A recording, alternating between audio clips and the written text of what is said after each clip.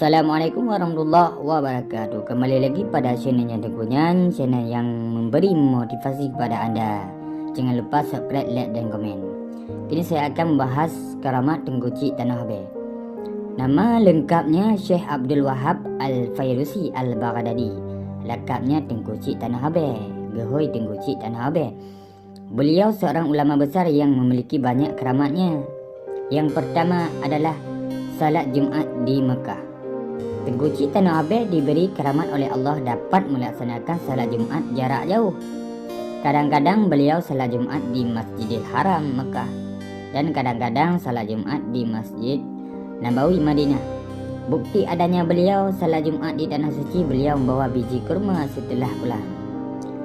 Bila beliau mau salat Jumat di Mekah atau di Madinah, beliau memasuki bilik zawiyahnya yang mewasiatkan kepada seorang ulama yang lain untuk menggantikan imam di Masjid Dayah Tanah Abeh waktu itu.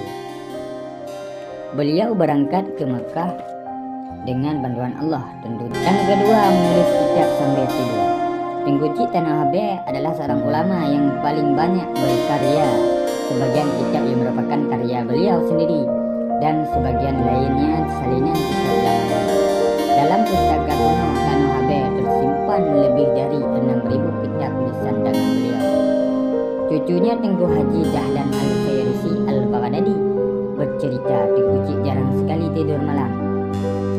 Beliau terus-menerus menulis dan menyalin kitab-kitab agama Islam dari berbagai cabang ilmu pengetahuan. Menurut cerita orang tua Tengku Muhammad Dahlan, Tengku Cik sebenarnya sudah tertidur, cuma penanya terus berjalan menulis ilmu.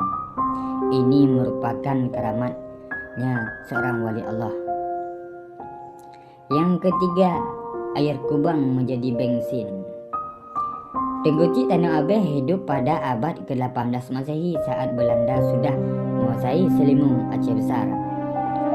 Suatu hari mobil Belanda kehabisan minyak di kaki gunung Selawah.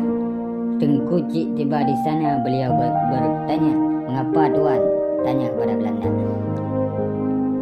Belanda menjawab, "Kehabisan minyak." Lalu Tengku Cik menyuruh supir mengambil air kubang kerbau yang ada di pinggir jalan sebagai pengganti minyak. Atas persetujuan Belanda, air kubang itu dimasukkan dalam tangki mobil.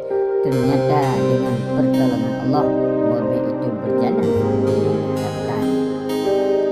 Karena senangnya, Belanda memberikan hadiah kepada Tengku Cik, tetapi beliau tidak mau. Yang keempat, dalam waktu yang sama berada di dua tempat. Allah Subhanahu wa Ta'ala memberikan ilmu kepada yang dikehendakinya. Tengku Cik Tanah Abeh termasuk seorang hamba yang telah diberikan ilmu karamahnya. Beliau pernah berada di dua tempat yang berbeda. Para saksi mata pernah melihat Tengku Cik menjadi imam salat Jumat di Masjid Baitur Rahman pada Aceh, dan pada Jumat itu pula beliau menjadi imam salat Masjid Zawiyah Selimung. Demikian cerita Tengku Haji Muhammad Dahlan Al-Fairusi Al-Baghdadi. Yang kelima, air suci menjadi obat. Setelah beliau wafat, keramatnya ternyata tidak hilang. Buktinya sekarang ini makamnya di komplek Dayah Tanah Abeh masih dikeramatkan orang. Hampir setiap hari orang datang dari seluruh Aceh, bahkan ada dari luar Aceh, Jakarta, ujung Padang, Malaysia, untuk melepaskan nazar. Air guci yang ada di sisi bangunan makam beliau diambil orang untuk dijadikan obat baik sakit perut, sakit kepala, sakit lepra, juga untuk sakit yang lain seperti sakit ternak, perawatan tumbuh-tumbuhan dan lain-lain. Yang keenam adalah